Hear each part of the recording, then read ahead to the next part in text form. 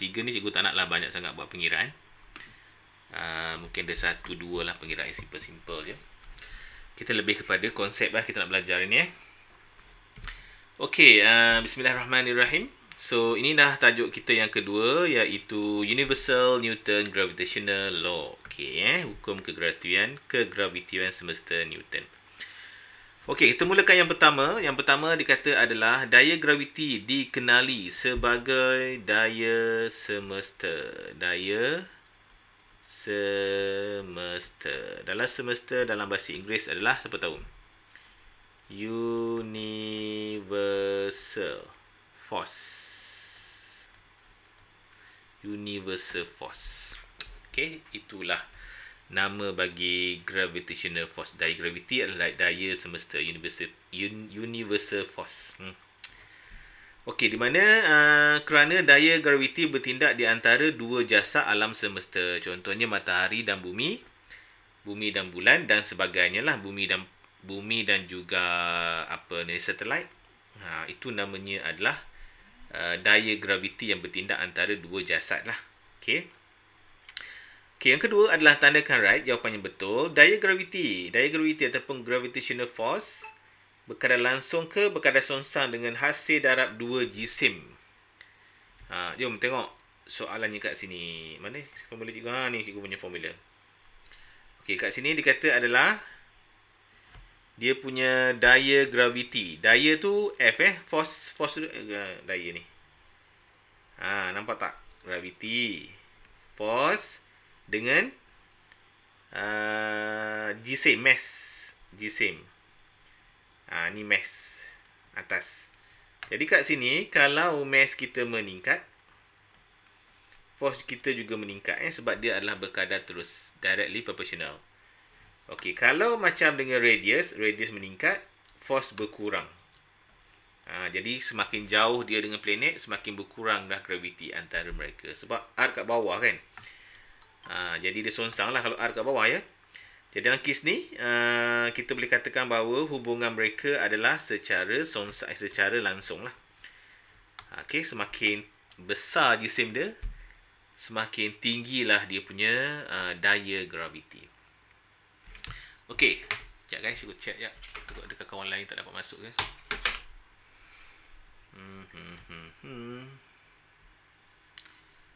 Jadi check takut ada kawan lain tak dapat masuk.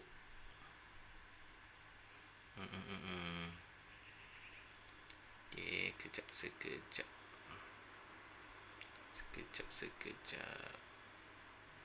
Okey. Okey, yang seterusnya adalah kita nak masuk mengatakan bahawa daya graviti antara dua jasadlah berkadar terus, hasil darab berkadar songsang. Okey ni. Dia merujuk kepada yang ni. Dia merujuk kepada formula ni, daya graviti maksudnya force ni berkadar langsung dengan mass, jisim, dan berkadar songsang dengan radius, dengan jejari. Itu maksudnya.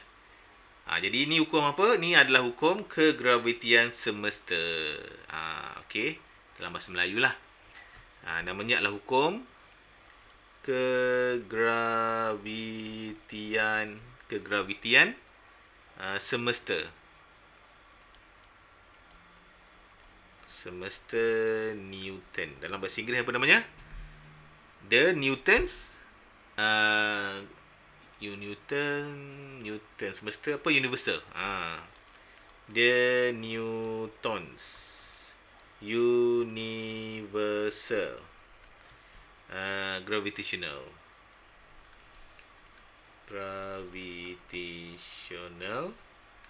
law ya. Gravitational law. Okey, itulah namanya ya. So korang ingatlah hukum kegravitian semesta ni. Hukum gravitian semesta yang mula-mula itulah F sama dengan G1 G2 G pula dah M. M1 M2 bahagi dengan F ni.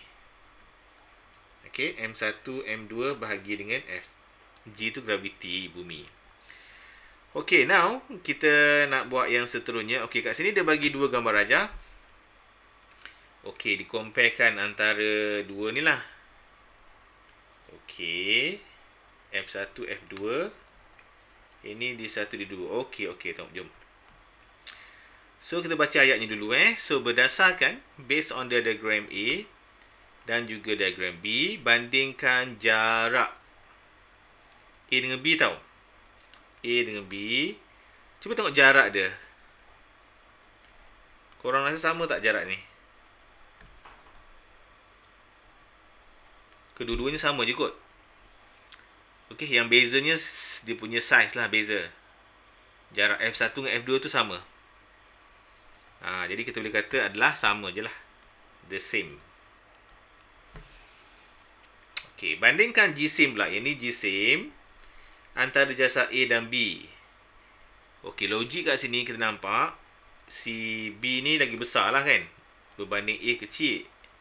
Jadi kita kata F1 ataupun F2 lebih besar berbanding dengan F1. Ataupun korang buat ayat lah. Okey, jisim jasad F2 lebih besar berbanding jisim jasad F1. Okey, bandingkan daya graviti.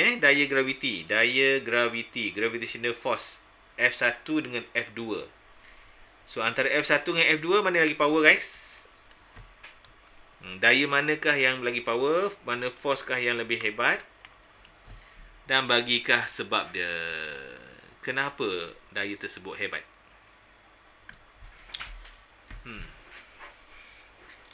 Mana lagi power? F1 ke F2?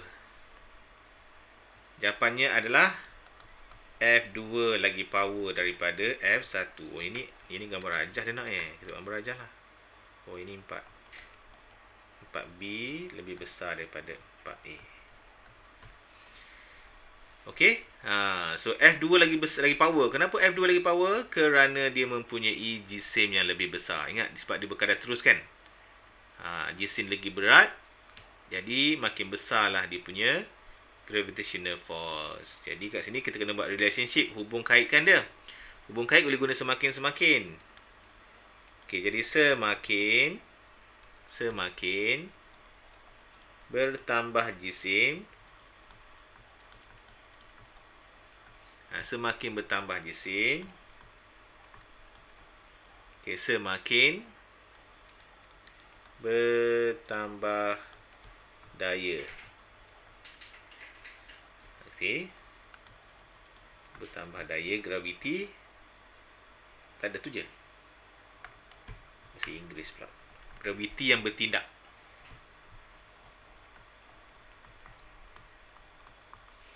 Graviti yang bertindak. Gravitational force act increase.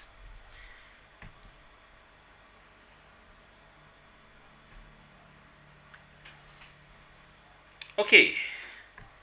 Nak jawab apa boleh tanya guys. Okey ke sampai sini? Semua okey, so far so good. Boleh menerima dengan bagus. Cikgu move lagi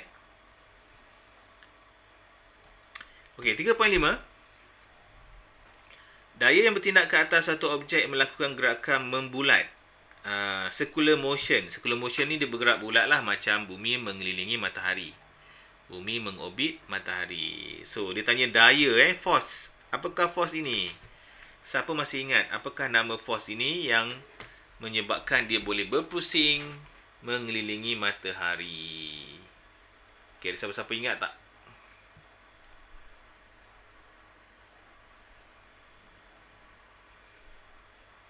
Amin nak cuba, Amin? Daya apakah itu? Force apakah itu? Imi ke nak cuba, Imi? Ingat tak? Daya apa yang menyebabkan dia sentiasa berpusing mengelilingi matahari? Amin ingat, Amin? Kita tak ingat juga.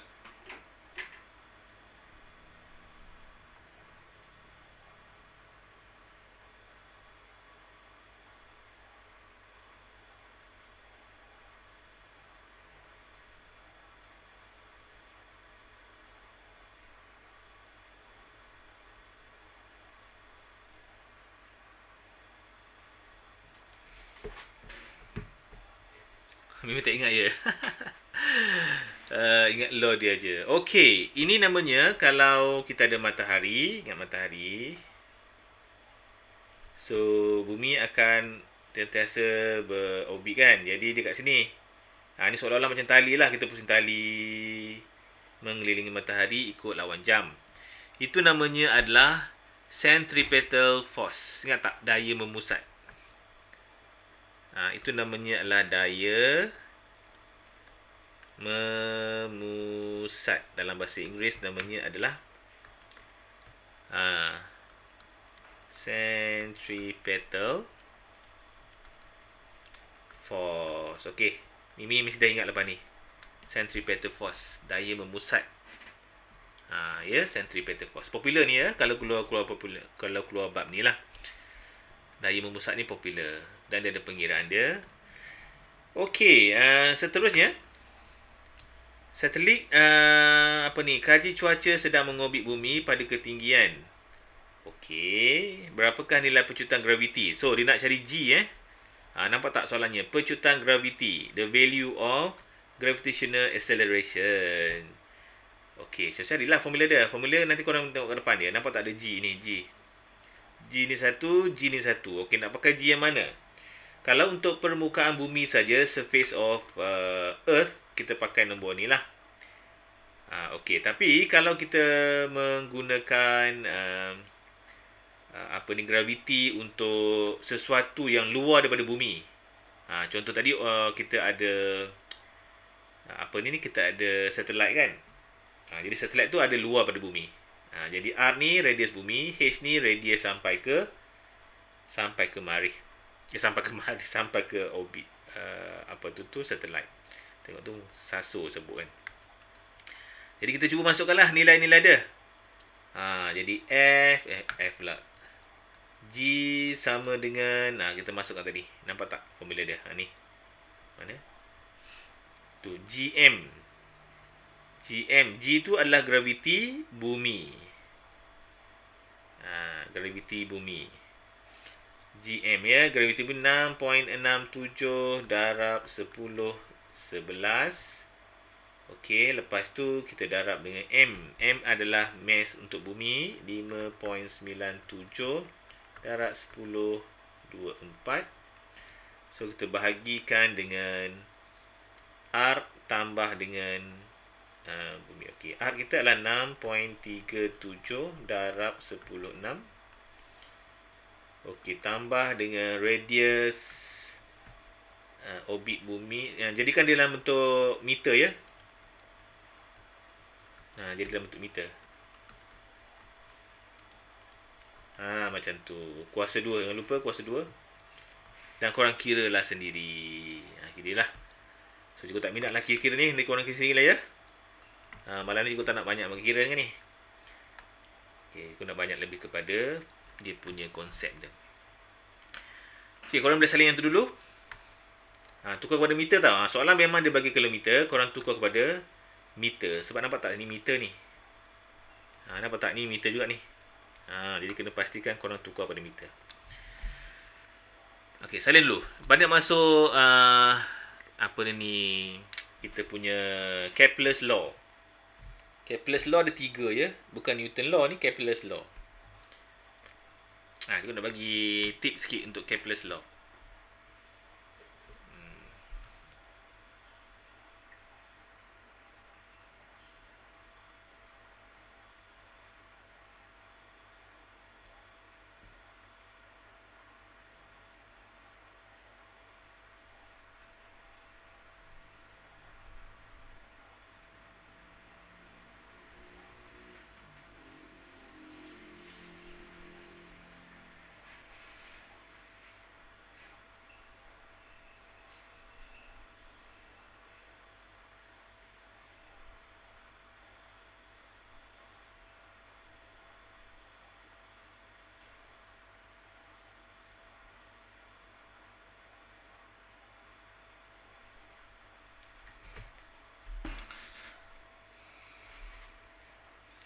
Okey, dah ke? Boleh cikgu teruskan nak buat Kepler law. Boleh So, cikgu explain sikit apa itu Kepler law. Ada 3 kita ada 3 hukum Kepler. Okey, Kepler pertama, Kepler kedua dan juga Kepler ketiga. Okey, Kepler pertama, korang tahu dia adalah menyatakan berbentuk elips. Jadi yang pertama dia berbentuk elips. Pergerakan orbit kita berbentuk elips. Okey, yang kedua, kita punya Kepler kedua mengatakan bahawa kalau bumi kena matahari kat sini, matahari kat tengah tu kan, dia punya luas ni, luas kiri dan kanan tu adalah sama luasnya. Luas kiri dan kanan tu adalah sama. Dia punya area dia kiri dan kanan bersama. Sebab yang kiri ni besar, yang kanan ni kurus sikit, ni panjang. Jadi luas kedua-dua ni adalah sama. Itu antara yang kita kena tahulah Kepler kedua. Kepler ketiga, dia melibatkan T, tempoh dia, dengan radius kuasa 3. Ni adalah untuk melibatkan dua benda yang dekat lah. Contohnya kita ada dua satelit. Kita ada dua satelit, kita akan menggunakan formula ini. Okey, jadi kalau korang nak senang ingat, korang guna perkataan Kepler. Kepler kan. Jadi korang tengok yang mula-mula korang tengok yang L ni. L ni merujuk kepada nombor 2 ni. Luas sama. E merujuk kepada elips. R merujuk kepada R ni. Okey. Nanti kita buat definisi dalam bentuk ayat. Ini antara yang senang nak ingat lah. Okey, Kepler. Jadi kita akan buat bentuk ayat jawapannya yang pertama. Okey, yang pertama dia kata apakah hukum Kepler? Ingat hukum Kepler ni kalau ikut dia adalah bentuk elips. Jadi kita akan cakap dia punya orbit bagi setiap planet, orbit dah pusingan tu kan, ataupun dia punya movement dia adalah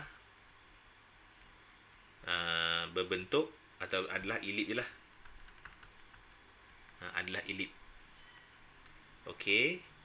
Dengan matahari berada di satu daripada fokusnya. Dengan matahari berada di satu daripada fokusnya. Ataupun senang cerita, dia orbit matahari tu secara elip lah. Okey.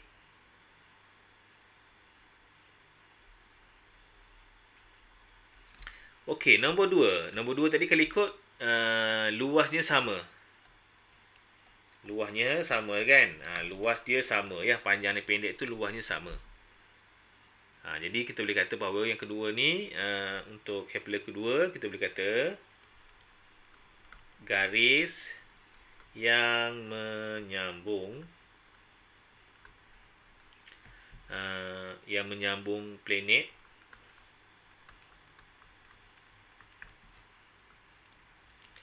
dengan matahari akan mencakupi luas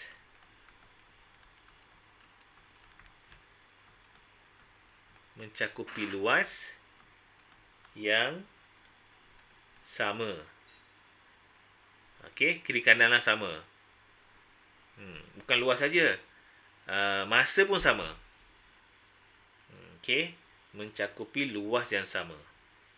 Okey, nak pertama lagi, dalam selang masa yang sama. Selang masa yang sama. Okey. Kalau dia jauh tu laju sikit, kalau di dekat tu dia, kalau dekat matahari dia laju kan, dia matahari kan, dia elip macam ni. Bentuk dia elip macam ni. Dekat matahari. Jadi ni laju ni. Sebab dia besar laju. Sini dia perlahan. Jadi masa dia pun sama sebenarnya. Okey, bukan je setakat luas yang sama, selang masa pun sama. Dia punya selang masa dia okey. Hukum ketiga ni kalau ikut dia punya T dengan R. T dengan R kan. T tu tempoh. Jadi kita berkata yang ketiga ni adalah kuasa 2 tempoh. Okey. Berkadar kuasa 2 tempoh ada H tak? Ke tempoh je? Kuasa 2 tempoh orbit planet adalah bentuk macam ni berkadar ni. Directly proportionate. Ya. Berkadar terus dengan kuasa 3 jejari. Kuasa 3 jejari. Radius. Okay. So, kita kata the square of orbit period directly proportional to the cube of radius of orbit. So kadang-kadang jarang lah tanya, dia tak tanya definisi, jarang tanya. Kalau tanya pun satu je, tiga-tiga ni mungkin dia nak buat ulang kaji lah ni. Semata-mata nak buat ulang kaji. Okey, nak tanya apa tak sampai sini? Boleh menerima lagi? Mimi nak tanya apa, Mimi? Mimi okey? Kawan-kawan lain okey? Ada apa-apa soalan yang ingin bertanya? Amin okey, boleh faham kan ya? Okey, lagi kita nak masuk satelit pula. Okey, satelit yang paling popular dua, iaitu Geopogon dengan satu lagi satelit yang bukan Geopogon. Okey, Geopogon ni adalah stationary satellite. Nampak stationary ni memang tak bergerak lah. Jadi dia adalah satelit yang tak bergerak. Jadi kita tengok sikit. Nyatakan 3 ciri satelit Geopogon ni. Okey, Geopogon ni banyak. Dia punya ciri-cirinya, dia nak 3 kan. Kita bagi beberapa. Yang pertama, dia akan berada pada suatu tempat yang khas ataupun satu orbit khas. Dia akan tempatkan. Dan dia akan duduk kat situ lah. Kalau bumi pusing pun dia akan ikut juga. So, yang pertama kita boleh katakan dia akan berada dalam suatu orbit yang khas. Orbit ke orbit? Orbit yang khas. Orbit khas je lah. Panjang untuk ayatnya. Dalam orbit khas yang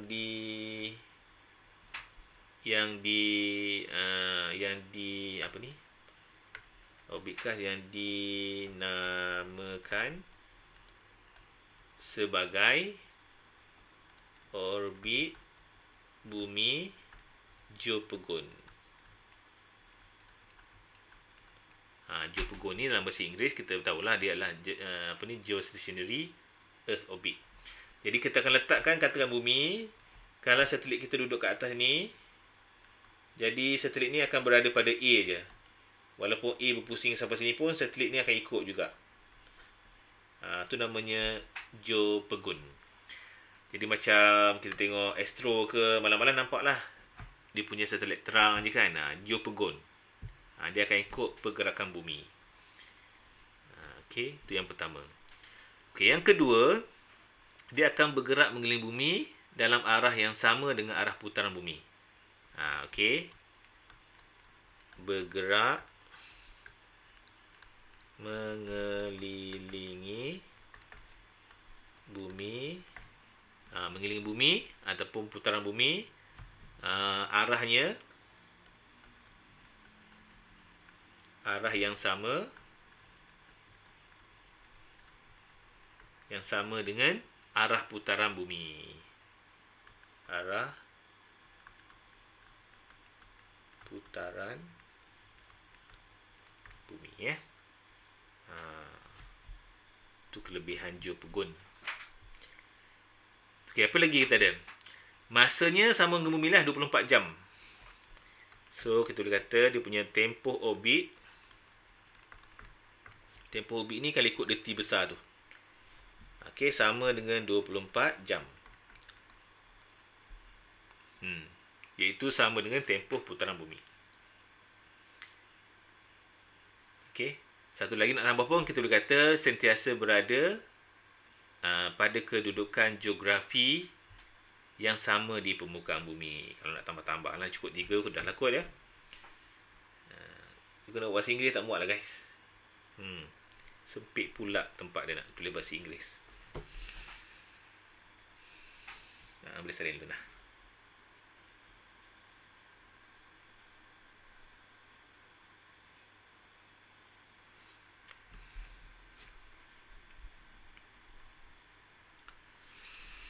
Okey, kedua nyatakan dua ciri bagi satelit geopogon. Kenapa ada dua geopogon? Oh, geostationary. Oh, ni bukan ni, tertinggal. Sini adalah bukan ni, bukan geopogon ya. Okey, kalau bukan geopogon, dia bertentangan lah dengan geopogon.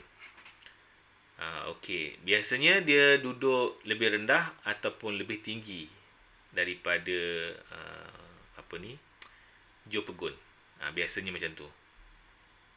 Kita buat sikit lah salah satunya. Contohnya dia mempunyai tempoh orbit sama ada lebih pendek ataupun lebih rendah. Lebih pendek lah masa kan, lebih pendek atau lebih panjang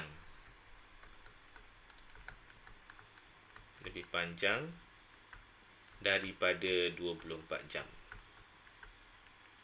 Kalau geopogon tadi dia 24 jam ngam-ngam. Kalau yang ni dia mungkin pendek dan mungkin panjang lah, bergantung kepada kita nak set macam mana.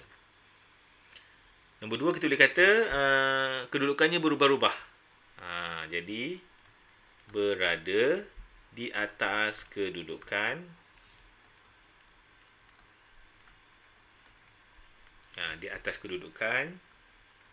geografi yang berubah-ubah. Okey, yang berubah-ubah di permukaan bumi.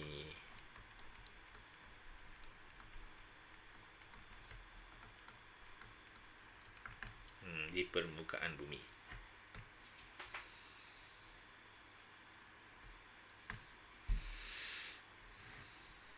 Okey. Dah settle terus bab 3 secara ringkas. Harap-harap membantulah walaupun tak banyak kita buat kan. Selebihnya mungkin banyak pengiraan dan juga banyak formula diterbitkan. Jadi formula diterbitkan tu memeningkan awak. Jadi cikgu tak buat lah yang tu kot. Okey, kita nak masuk hit sikit. Tapi mungkin hit tak boleh habis malam ni. Kita nak masuk hit sikit je lah. Okey, now. Jom kita masuk hit So, hit adalah haba. So, yang pertama, apakah yang dimasukkan dengan hit? Apakah maksudnya haba? So, kita kata haba adalah suatu bentuk tenaga. Haba ialah suatu bentuk tenaga. Cantik pula. Satu bentuk tenaga ya. Heat is a form of energy. Heat is a form of energy. Okey, apakah masuk keseimbangan terma? Okey, keseimbangan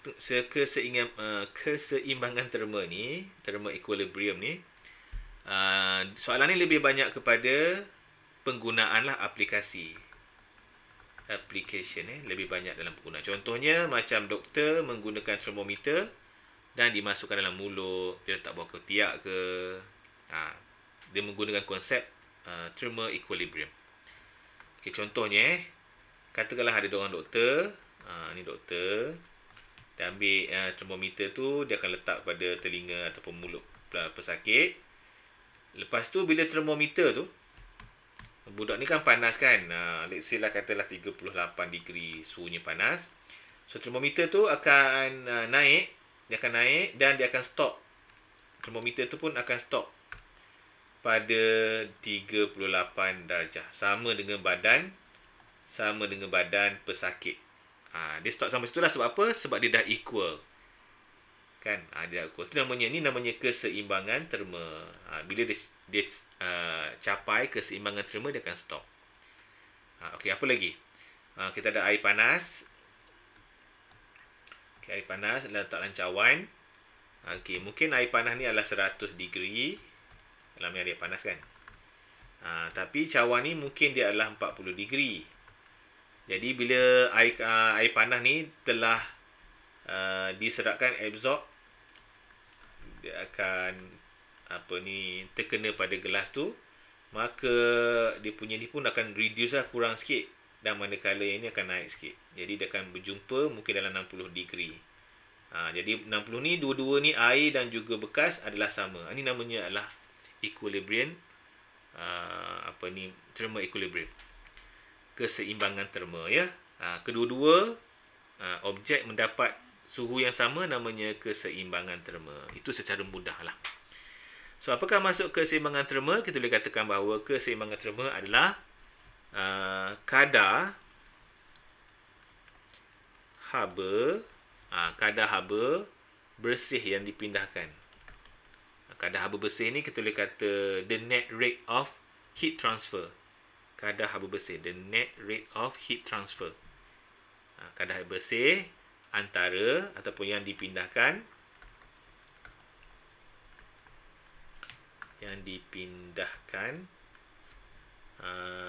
antara dua objek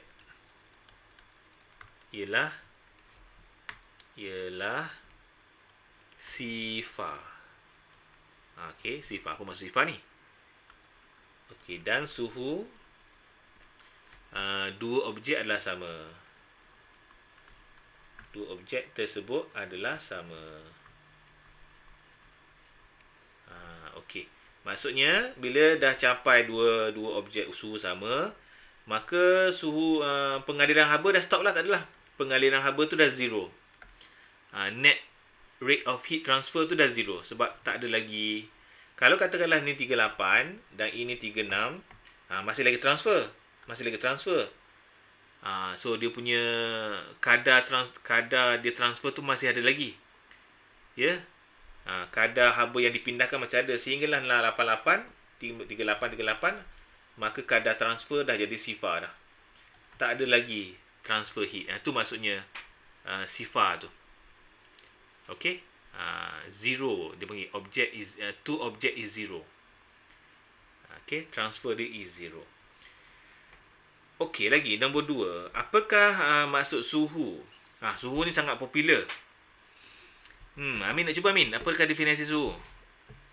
Definition of temperature. Mimi tengok juga.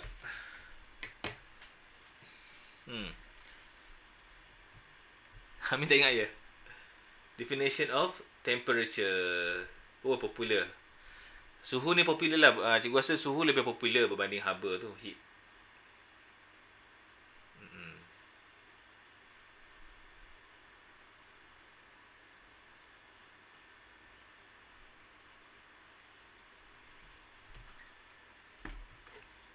Ada tak? Okey, jadi suhu ni sebenarnya dia adalah suhu adalah darjah kepanasan suatu objek. Darjah kepanasan suatu objek. Darjah kepanasan suatu objek. Okey. Degree of hotness of an object. Darjah kepanasan suatu objek. Degree of hotness of an object. Oleh kerana popular, tulislah sikit ya. Degree of hotness of an object. Darjah kepanasan sesuatu objek. Darjah kepanasan. Darjah. Sebab tu terpanggil 30 darjah. Kan? Kita panggil 30 degree. So, darjah kepanasan. Okey.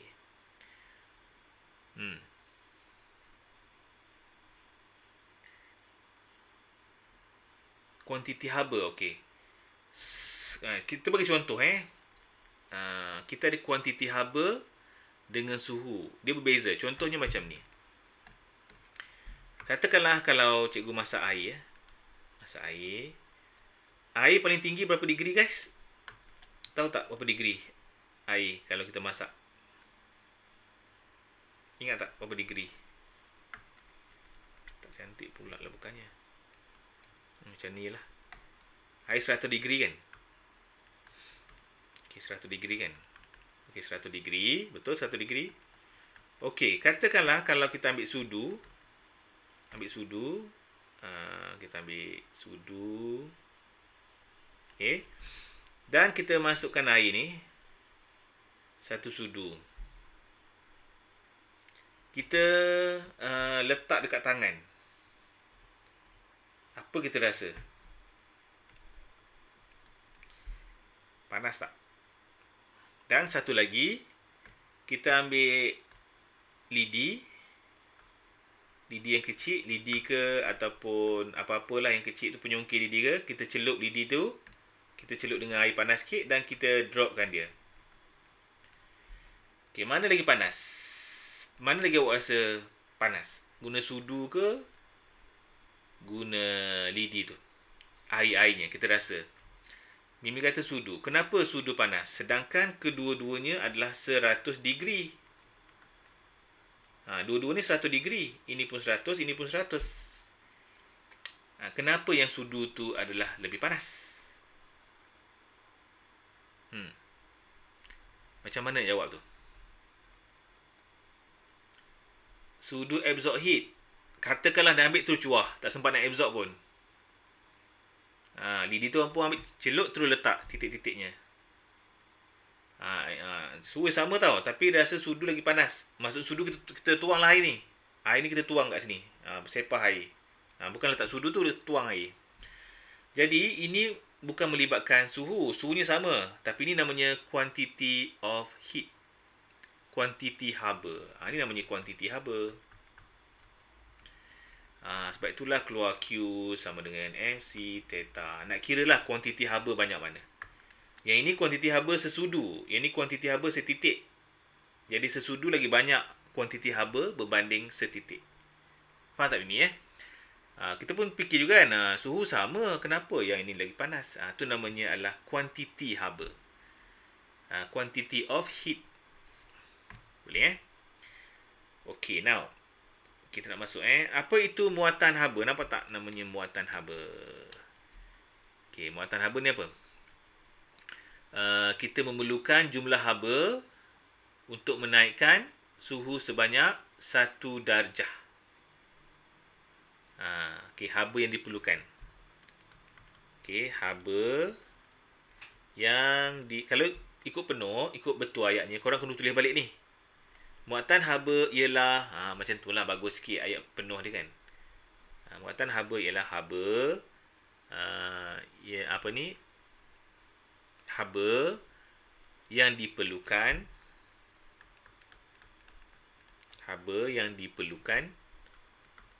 oleh suatu objek untuk meningkatkan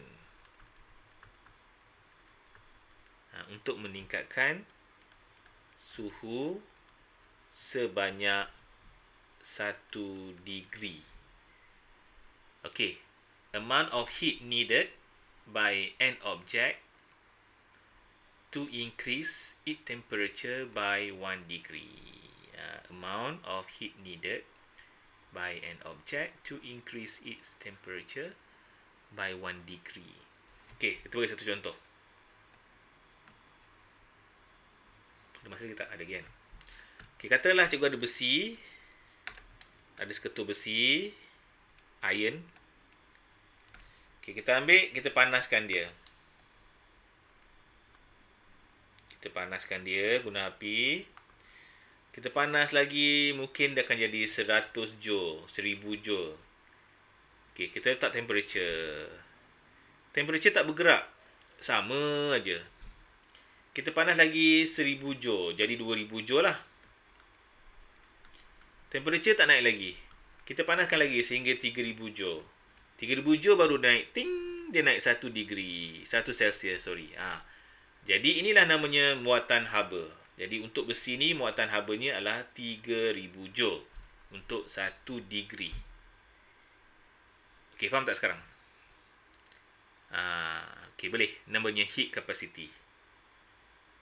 Okey. Besi. Katakanlah ambil kayu. Ambil kayu. Kita panaskan kayu ni. Kita panaskan kayu. Panaskan kayu sehinggalah suhunya akan naik 1 degree. Mungkin dia akan panaskan 100 joule, 200 joule, 300 joule, 400 joule. Barulah naik 1 degree. Jadi inilah muatan haba untuk kayu. Heat capacity dia. Faham tak? Sampai sini boleh faham tak guys? Heat capacity tu apa? Tapi dalam eksperimen ni, eksperimen ni adalah tidak adil. Sebab apa tak adil? Sebab besi mungkin dia kecil, kayu mungkin dia besar. Jadi, muatan haba ni ataupun heat capacity tak fair. So, apa yang dibuat? Kalau boleh, kita nak jadikan dia 1 kilo besi. Ini pun 1 kilo kayu. Okey, faham tak? Jadi, fair lah. Dua-dua ni 1 kilo. Jisim yang sama.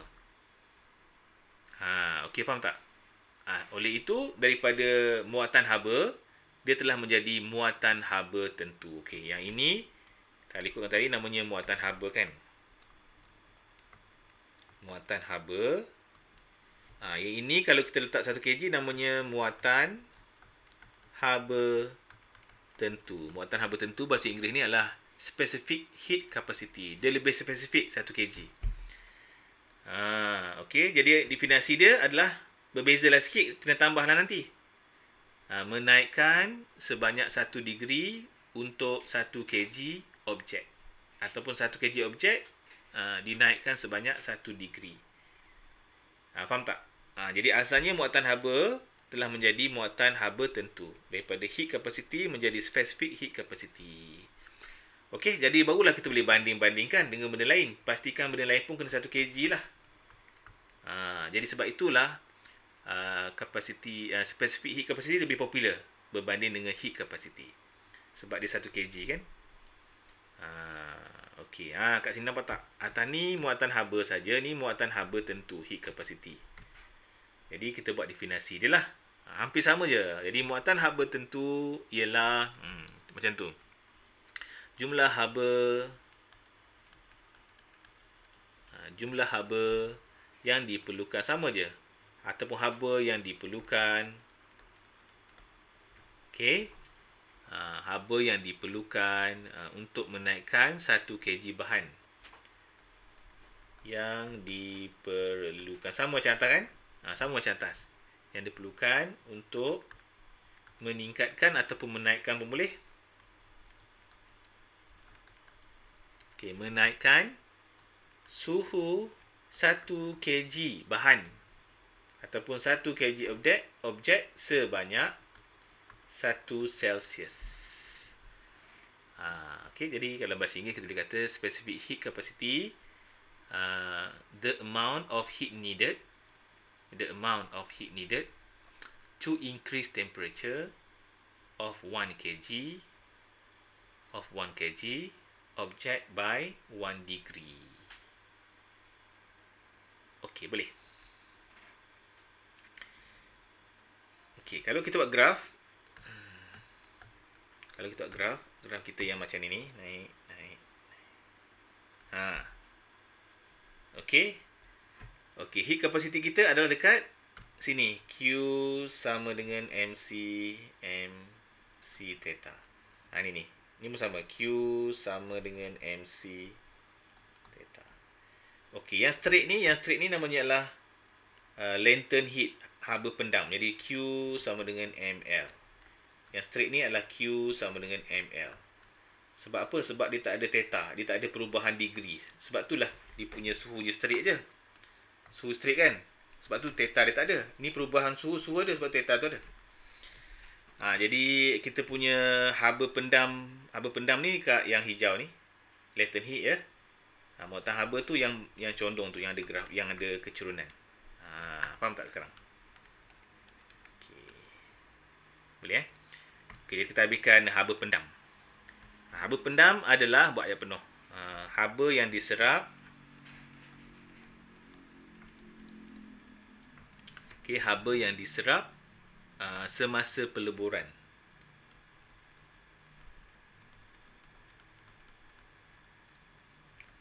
Semasa peleburan dan pendidihan. Sebab tu dua. Pendidihan tanpa perubahan suhu. Tanpa perubahan suhu. So, latent heat is the heat that absorbed during melting and boiling. During melting and boiling. Without changing of temperature ataupun without change of temperature. Okay, ulang lagi So kita punya graf macam ni. Ini adalah melting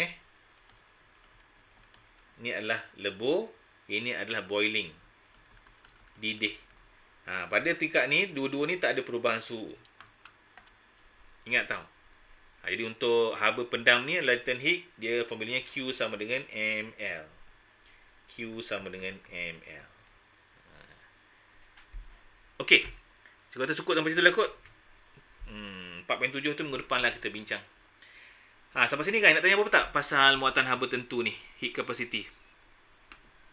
Dah banyak sangat ni.